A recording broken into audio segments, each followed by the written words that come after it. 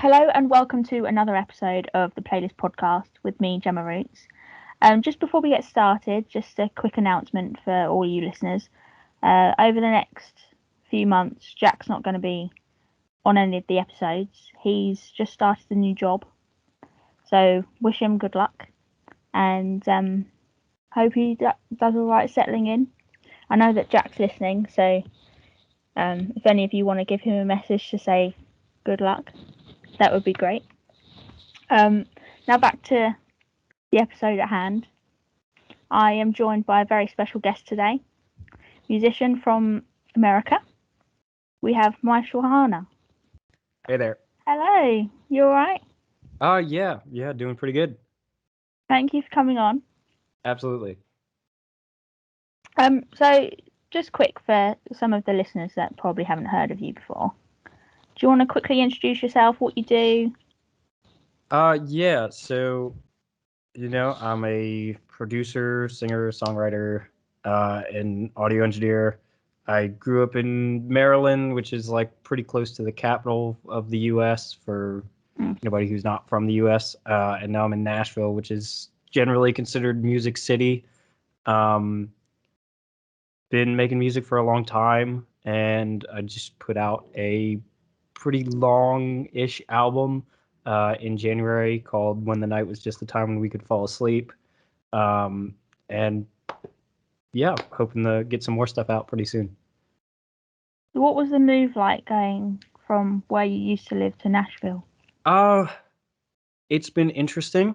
It's kind of still in the process because I'm in college, so Yeah.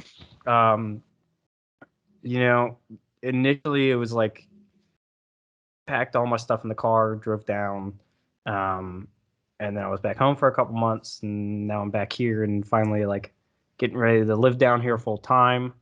Um, so it's definitely been a process, and it's been really interesting.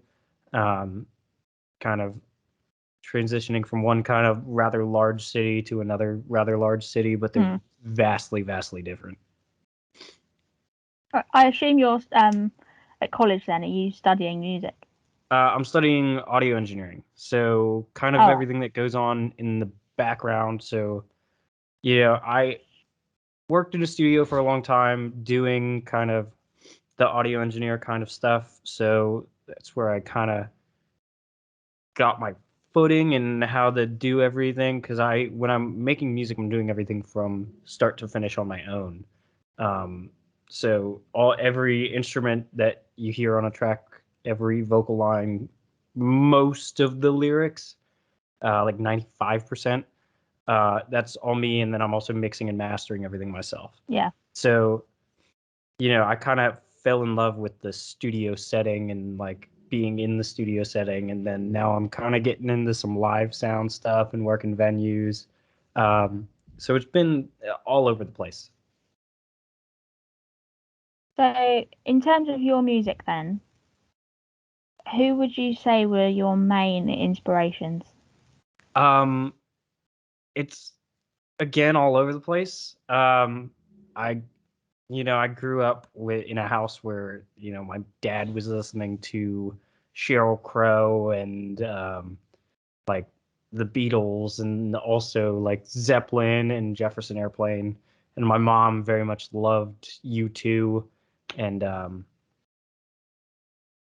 I kind of then got introduced to like rap and hip hop, which was way different than anything I heard growing up. But I'd say if I had to pick, it was for me like the big influences were like um, Ed Sheeran was a big one for me when I was young. Tracy Chapman, um, and then like Black, who's a R&B singer from Atlanta, and some of the Weekend stuff. Yeah. But when I was listening to the album the other night, I could get a sense of like the early Ed Sheeran stuff. Yeah, So it was good to see that similarity, as you just said, saying that your one of your main inspirations was Ed Sheeran. yeah. There was definitely a time like I spent a lot of time doing bar shows, just acoustic stuff and covers, and it was like the A Team by Ed Sheeran and then Fast Car by Tracy Chapman were the big ones that people gravitated towards. So you've just released back in January.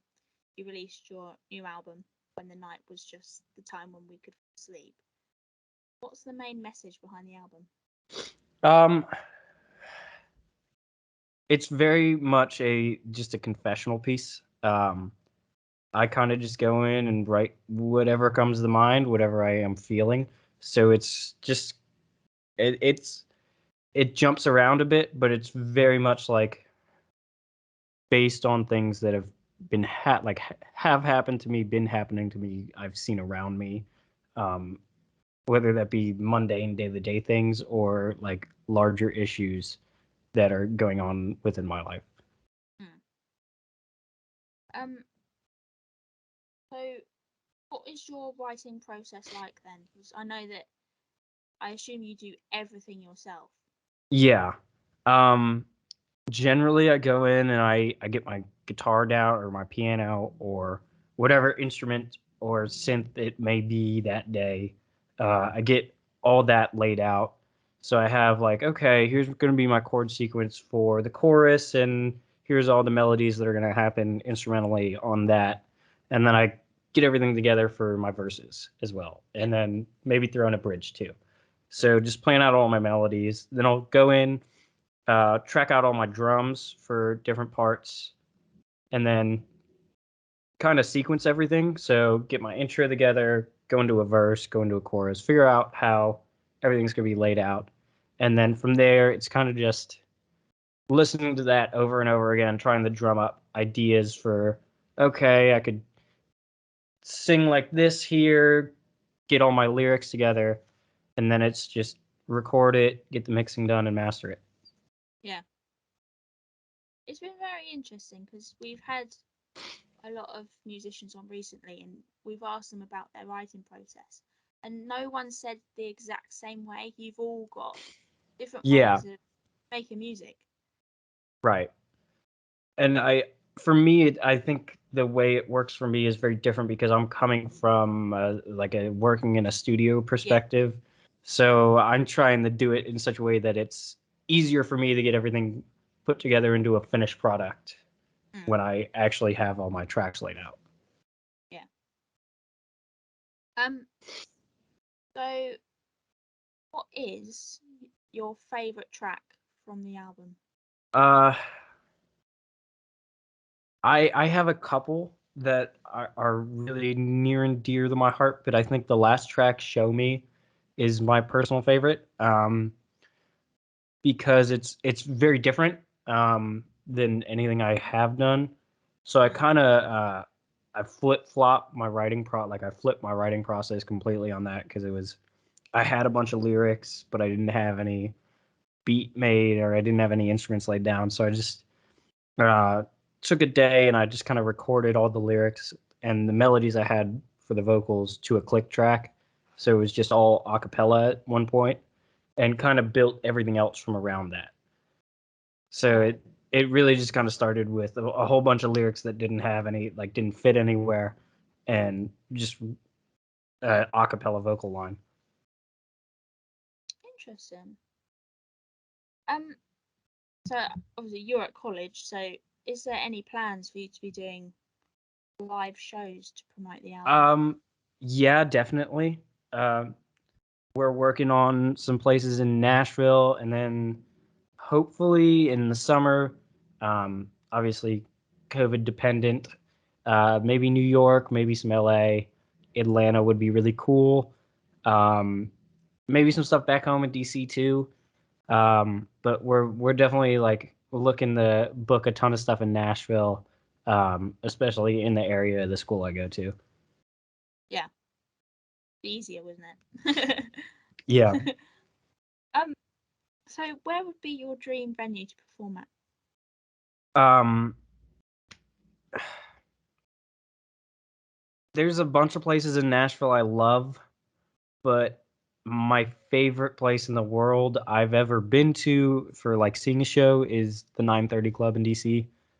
Something about that place is just amazing, and kind of magical in a weird way. It's very um, intimate, more so than a lot of Yeah. bigger venues, and it's not like the biggest place on the planet Earth, but I just love the place.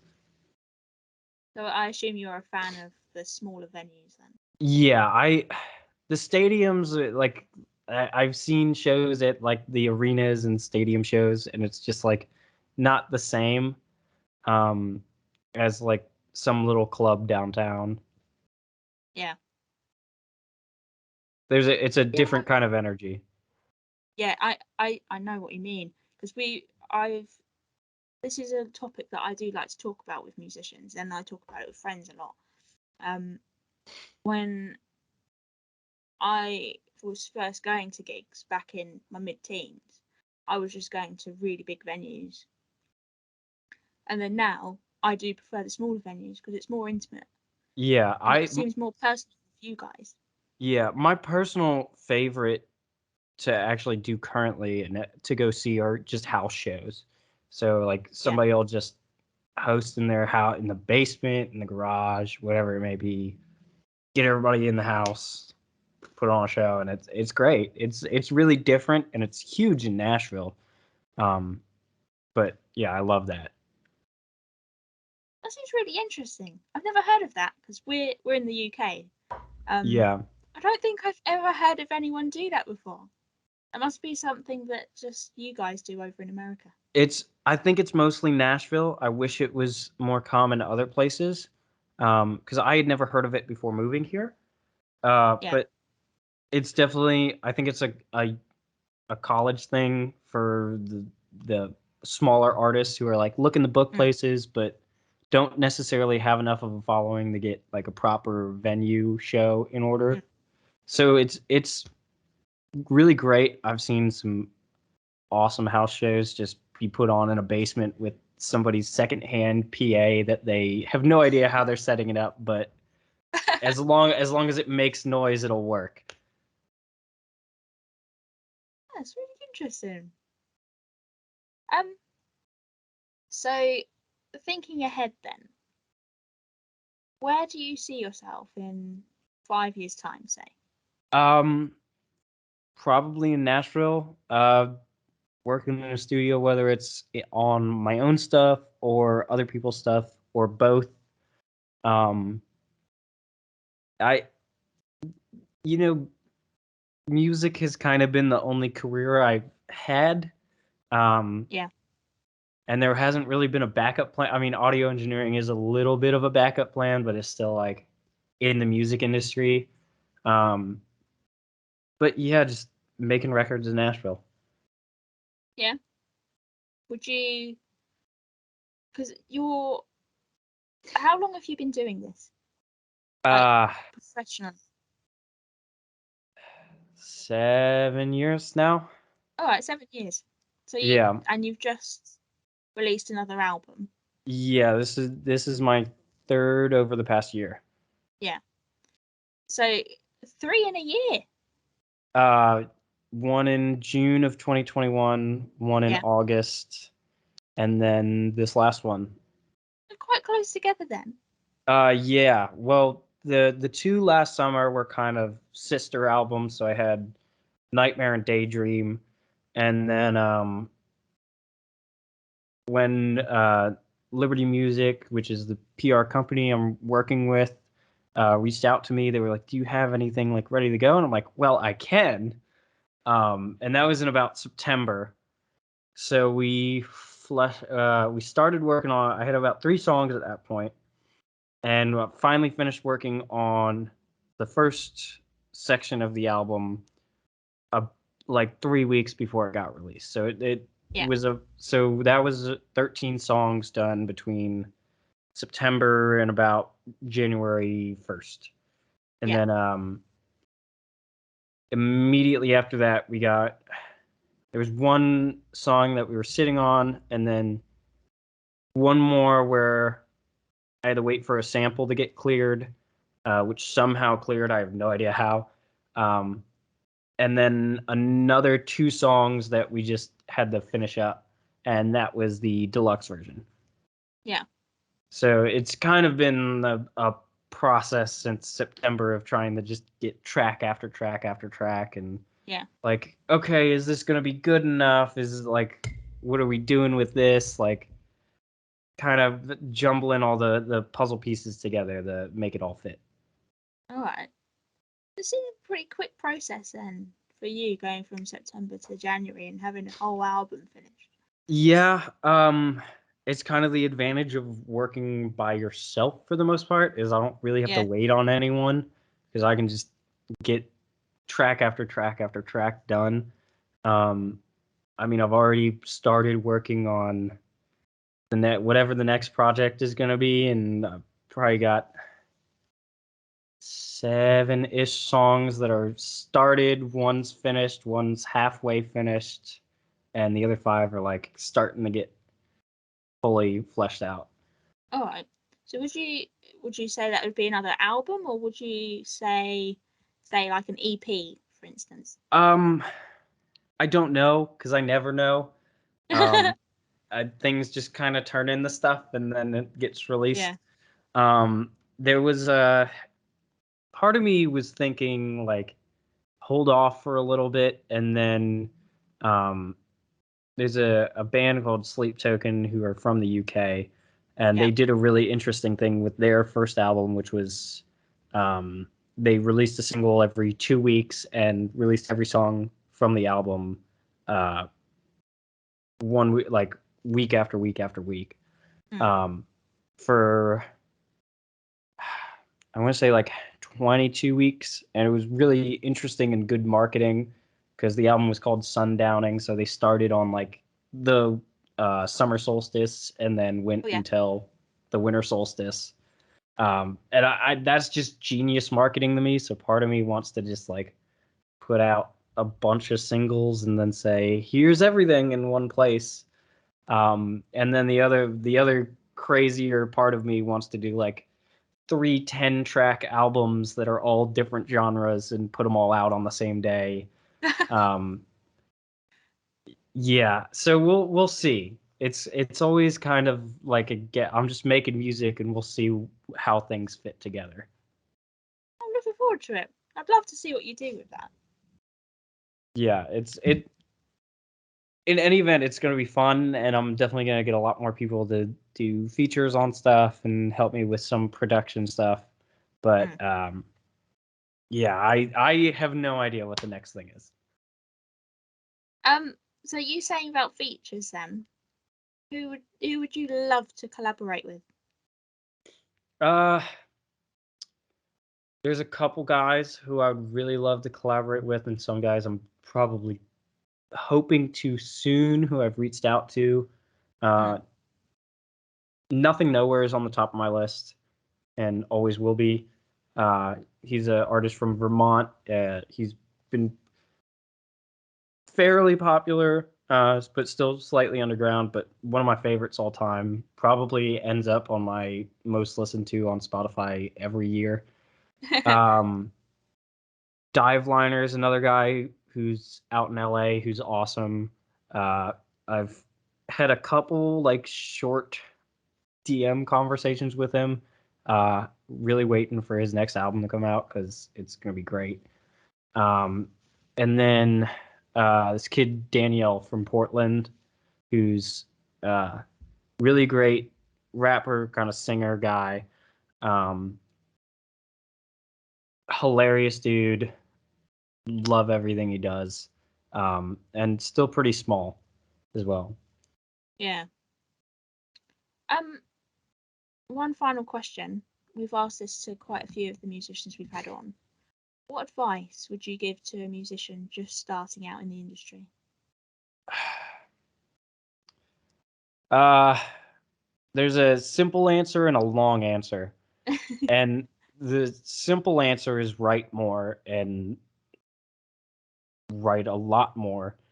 Um, the long answer is write a lot more and know that most of it is not going to go anywhere. Yeah.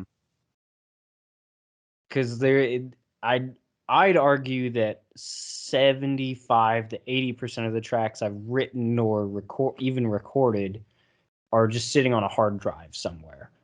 Yeah.